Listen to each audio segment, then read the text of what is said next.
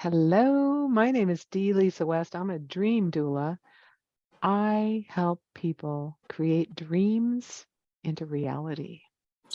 Ooh, well, I'm Christina Spatero. I help people make their dreams their reality by helping them have clearly defined goals that we go through together. I'm a Yeah, psychotherapist, relationship coach. So I love right your on. title of dream doula, though. I'm seriously wondering if I should change. Mm. The interesting thing is, and when I first thought about it, it seemed really esoteric and odd to me. But if you don't have a dream, we all do actually. But if you're not focused on what you would love to have, what are you focused on? Like just squirrel, the next thing that's happening, or you're not really going anywhere and you look back on your life and then it's like, wow, what did I do? But people who have a dream or have something they would love to have happen or love to stop having happen, Yeah, um, then they can go make the world the way they want it to be. I mean, within limitations, right? of course. Of course. I mean, I think it is important to have a dream, but I also want to calm down the fears people who are going out there. I don't have a dream. What do I do? Yeah, So, I mean, look, a dream doesn't have to be Albert Schweitzer. You can have a simple dream of like, you know what, I want to take care of animals, or I want to, do something for nature. So a dream is really what makes your heart sing. exactly. That's really what a dream is. It's like if all thought of limitations were taken away, and a lot of limitations are our own limiting beliefs. So if you took all that away and you could do whatever truly made your heart sing, made you feel good, what would that be? That is your That's beautifully put because I've heard it in so many different ways. I've heard it like you're going to live in perfect health, but you know that in 6 weeks you'll die. What would you do? dream. Or if you had all the money in the world and money was not an object, what would you do? So to take out those limitations, like we think we're going to live another 30 years and maybe tomorrow's our last day. Is this the thing we want to be doing or even Yeah, thinking? yeah, I exactly. saw I saw something really cool on the internet today where a guy had a near-death experience and came back with some wisdom. And one of the Mm. words of wisdom was, "All the force of will you'll ever need is found in the art of letting go." Ooh, I like that. Isn't that profound? And That is also, very profound and perfect. the other thing he said was, "No one and no thing can stand before the brilliance of a truly naked soul." Ooh, So what we're doing when we're moving toward our dreams is we're lighting up our soul or that inner yes, self. yes, yes. We're Yes. lighting up our inner selves. I love that because that's exactly what it is. We come into this world, and if you look, so I've always loved children. I adore children. Well, if you look at like a small child and you just see how they're happy just to be, and if the Yes, world has a, absolutely. if they're happy just to be, and just embrace whatever's out there, and they splash in puddles and do all this, and you just see the pure joy in their faces. And it's not until the world gets to them, or maybe not, well, so overwhelming adult gets to them and says, no, no, no, you need to do that. But if you just let them be, there's just this pure joy there. And this is how we came into the world. And it isn't until all this other stuff was put on us. It's like, I'm thinking of the image. Okay, remember when you were a kid and it was like snow, and the parents bundled you up? You had all these layers. You had the difference. But I still remember one time in elementary school, we're in the schoolyard and we're comparing how many layers of clothing we're wearing. You grew I'm up. like, Wait, where did you grow up? Tell the listeners. I grew up in the Bronx. I grew up in Hmm. New York. Okay, we would get some snow. Let me just tell you, we got snow. And I have to say, this must be a climate change thing because the weather is definitely different. I remember some snowstorms as a kid. And let me tell you, New York City schools, They did not close easy. It had to be pretty bad for So them to close. you had to find your way to school in the Yes. snow. Yes. And then I love the idea that you're out there. How many layers do you have on? Yes. And we have this image. I'm in the store with my other friends, and we're like, how many layers do you have? And I'm let's see, I've got my long johns, I've got my shirt, and I've got my sweater and my coat. And then they're like, okay, I have 2 sweaters. I mean, literally, we're talking layers. And you just, because your parents didn't want you to catch cold, because again, you had to get to school, it was snowing, and usually, you either walk, you to the bus. So you had these layers of clothes. And so what happens is, I'm thinking, this is what happens in life. People maybe are trying to protect us, or maybe trying to help us to have realistic expectations or prepare us. So there's a lot of layers that are put on us. So we start out as like these little wee little things, and then layers start getting put on. And sometimes if you had too many layers on, like if you had that coat, okay, there's going to be a movie. Writing this down. It's A Christmas Story, and it's from the 1980s, I want to say, and Peter Billingsley is in the lead, and is a little boy. And it's I remember seeing this years ago for the first time, and it's become like a perennial favorite. They literally play it every year. It's before this Christmas visit, they keep playing. And it's about a little boy who basically all he wants is a Red Ryder BB gun for Christmas. Like that's literally his goal. He wants a Red Ryder BB gun. And it's set like in the 40s, 50s, around that time. They have a radio that was like a TV. So I want to say 1940s. And this is what he wants. But there's an image in the movie where it's a snowstorm. And so, the kids are going to school and the mom's bundling them up. And I am so feeling it, because even though this is set in the 40s and I was a little girl years later, like in the 80s, they're bundling him up. I'm like, I remember the bundle. I remember the coat being so bundled and the scarf around your face. And there's a scene where his little brother is like a little mummy in this winter outfit. And the poor little kid lands in the snow and he's like, I can't get up. I can totally relate to that. I used to work when I was a young woman, I worked on fishing boats. And sometimes it'd be cold and rainy and stormy all day long. And I had to stand outside helping people catch fish. So I'd have jeans on, and over my jeans, I'd have rain gear, and I'd have a t-shirt and a flannel shirt, and then a vest, and then a coat, and then my raincoat on. Sometimes I felt like that little kid that fell over. I was like, I hope I don't have to move, bend.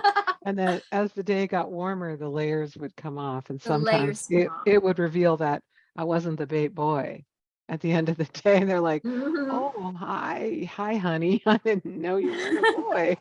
I'm like, whatever. I have short hair.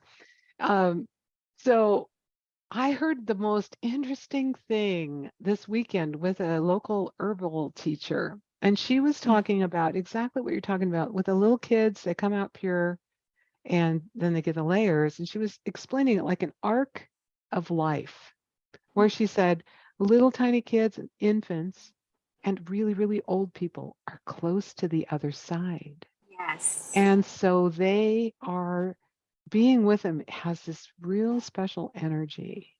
Yes. That you don't get from the people that have all the layers. Yes. Yes. So they put on all the layers, and then you probably help them take off the layers. Yes, that's where my analogy was going. Absolutely. I help them remove the layers that are no longer serving them. Yes. Maybe there was a reason for the layer. Maybe it was a protective thing from parents. Maybe it was something happened in school, you were bullied or whatever. There was a reason for the layer, but it's not serving you. It's not letting you get to your dream, because it's not getting to who you really are. So I help you remove those layers in a safe space. I love that. And we often get off track, which is so fun for our conversations. It just goes where it goes. But we talked before we started, we were going to talk about what it's like to help someone. And I think that we can wind this into layers too, because Yes. as we live in the world, we have all these layers of protection. And Hmm. then we're working or we're shopping or we're driving. And sometimes you don't want to ask for help. You just want to do it yourself, or you want to be independent and strong and capable, whatever those ideas are. But sometimes you really need to ask for help. And Yeah, I've noticed that if you ask someone to help you and they cheerfully help you, you both get something out of that interaction. absolutely.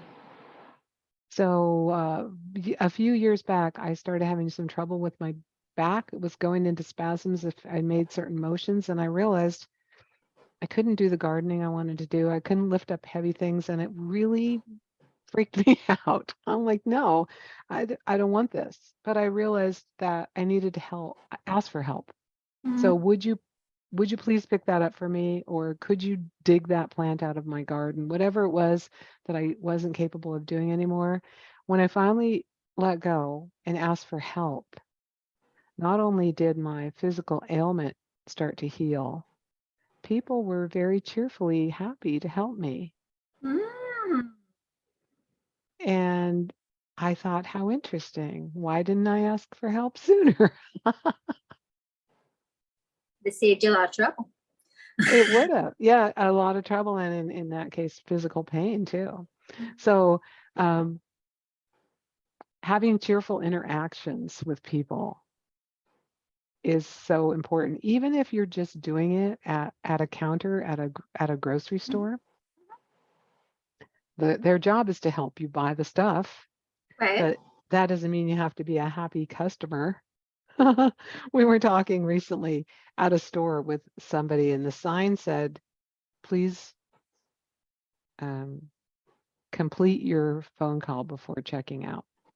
Right there. Mhm. And I said, "Oh, that's a very polite sign." And she said, "You know what? Sometimes people are just on their phone, and I'm saying, 'Would you like a bag?'" And she said, one day someone said, "I'm on the phone." She's like, "Well, I'm checking you out. There's a line." Like Yeah. what? Or you could say, "Hello, how are you today? Yes. Is your Yes. shift almost over? What's Yes. going on in your life? Isn't it a beautiful day?" That kind of interaction with somebody, it gives you both something beautiful. Absolutely. Absolutely. I love the way you made it so simple to do an act of kindness to somebody, because sometimes, again, we make things more complicated than they need to be. Like we were talking initially, oh, when we give to people, they're like, well, I don't have time to go volunteer. Or I don't have time to go do this. Like, it can be as simple as saying, how's your day going? Sure. Oh, or, a lot of people did this during the Mhm. height of COVID. They're like, go check on your elderly neighbors. Yes, Like, do absolutely. they need some toilet paper? Do they need to go to Yes, the grocery store? Can you bring them right. something? Exactly. I mean, it is so simple, and yet somehow we make it harder than it needs to be. And just those simple acts of kindness Yes. can mean so much. Yes. It can mean so much to that person. Like, you never know what that's going to mean to somebody. Just to say No, hello. you don't. You absolutely don't know. There've been many stories that I've read, the heartwarming stories where somebody does a kindness for someone and then they say Mhm. later, "I was about to do something drastic and you saved Mhm. my life." Wow. Yeah, I have But totally but heard stories too. You don't know, because you know what? The world can feel very isolating. We go through stuff and we have our layers and we have our covers, and people don't realize how very vulnerable we are deep down and what we're going through. And yeah, sometimes just somebody's simple act of kindness or kind word in that particular moment is what we need. absolutely. We were also talking the other day, my daughters and I were talking about how do you know your neighbors? Because many people live in neighborhoods or apartments or Mhm. uh, communities where they know many of their neighbors. And Right. then in our modern world, sometimes you don't know any of your neighbors. That's true. That's And when absolutely I true. was a little kid, if someone new moved into the neighborhood, you brought them like cookies or a cake and you introduced Mm-hmm. yourself and said, "Welcome to the neighborhood." I'm not Mm-hmm. sure that happens anymore. I know. I think we're so afraid. I think so much is going on that I think we have put ourselves in these little bubbles. And as we're in our technology, where we seemingly are more connected virtually, we're actually becoming disconnected physically. Like I see this Yes. a lot with this generation, with the kids, like, oh, I've got all my online friends. But meanwhile, are you actually going outside and hanging out with some friends in the outside world? Right. I have several people that I've met only on Zoom. Someday I hope to meet you in person, Christina, Yes, I would love to because meet you in we're person. only Zoom friends right now. When I meet them in real life, IRL, as the kids say, I am often very surprised at what their bodies look like. They're Yes, shorter or they're taller yes, or it's there's true. something I was like, "What?" It's When you true. just see their face and their You just see the shoulders. face. Like y- there is a whole body under here. I'm not just disembodied head. I'm not But Ichabod Crane. it's they're saying the same words and they're having the same personality, but the in-person interaction is deeper and more I don't know, powerful in a way. Yes, yes. Yeah. I agree. I mean, I love our connection. I definitely want to see you in person one day as well. And I agree, there is something different when you're in person. I mean, I'm grateful for Zoom. Yes, thank you. I'm so grateful for the opportunities it's given me, for the ability to work virtually. Love it. But I also still appreciate when I can be in person with people and talk to people and have that human, for want of a better word, touch. So Yes. I think the balance is important. So when we are talking about reaching out, I think people can be feeling very isolated right now. So when you do go to that neighbor, or you do say a kind word to the checkout person, or you say hi to your letter carrier or whoever, you are reminding them the human connection in real time is still possible. Right on. And then I'll close our conversation with this. When's the last time you got a note or a letter in the mail? Oh my gosh. Because that, even though that's not an in-person interaction, it's so rare these days that it seems really special. Yes, that is true. That is true. I don't know if you guys did pen pals. I did pen pals when I was a kid. And yes, and you're right. To get an actual letter in the mail is something very special. Right. So if you're listening, go reach out to somebody in a friendly, uh, meaningful way, or Yes. send somebody a note in the mail. Yes. Yes. Right Do on. that. Bye for now. Bye.